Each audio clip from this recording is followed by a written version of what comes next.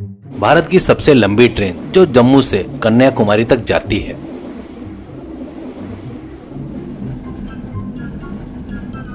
उसमें दामू नाम का एक व्यक्ति सबके लिए जान पहचान का था। दामू अपना जीवन ट्रेन में ही गुजारता है। वो एक फूड कार्ट चलाता था जिसमें वड़ा पाव, समोसा, केले, चिप्स, पानी की बोतलें सब एक ही जगह पर बेचता था और जो कोई मांगता था उसे बेचकर अपना जीवन चला रहा था।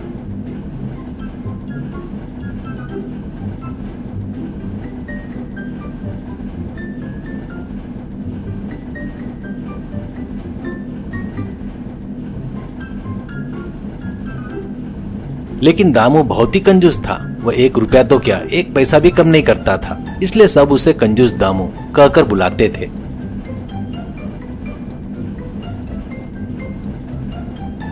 दामू की बातें बहुत ही सख्त होती थी। यात्री उसे बहस करने के बजाय 1 रुपया देकर चीजें खरीद लेते थे।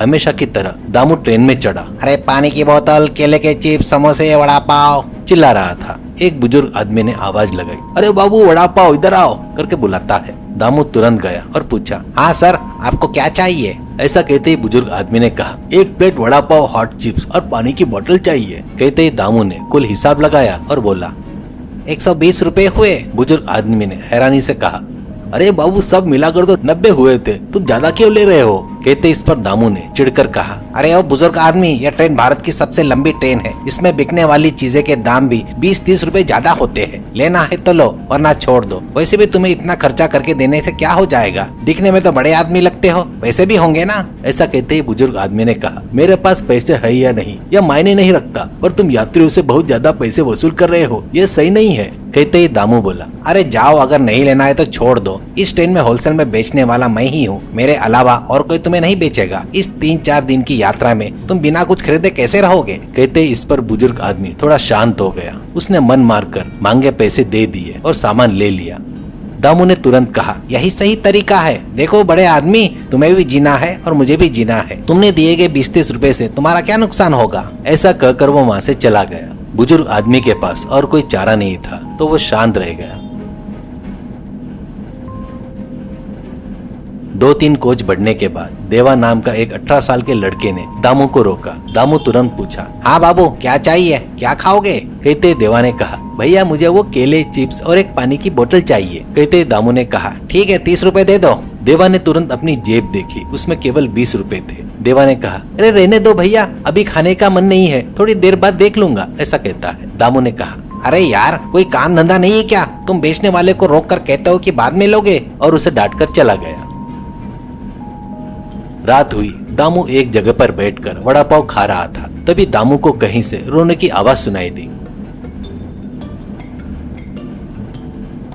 दामू ने जाकर देखा तो वो 18 साल का देवा रो रहा था। दामू ने तुरंत पूछा, ए भाई, क्यों रो रहा है? क्या हुआ? कहते देवा ने कहा, वो नहीं भैया, मेरी माँ अस्पताल में है और मैं उनसे मिलने जा रहा हूँ। जब ट्रेन में चढ़ा था तो मेरे पास पैसे थे, लेकिन पता नहीं क्या हुआ, पर्स गायब हो गया। जेब में सिर्फ 20 रुपए बचे हैं। मुझे खाए हुए बहुत देर हो गई, बहुत भूख लगी है और उतरने के बाद मुझे माँ के पास भी जाना है, पैसे भी नहीं है। मुझे कुछ समझ में नहीं आ रहा है भैया। ऐसा कहता है। यह सुनकर दामू का दिल पिघल जाता है।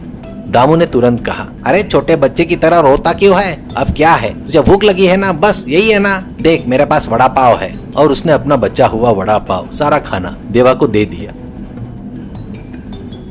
देवा ने तुरंत 2 निवाले खाए और बोला, यह मैं नहीं ले सकता भैया, मेरे पास आपको देने के लिए पैसे नहीं है। कहते ही दामू ने कहा, ठीक है यार, मैं ब्याज के साथ ले लूंगा, लेकिन पहले तुम खाओ। देवा शांत होकर खाने लगा।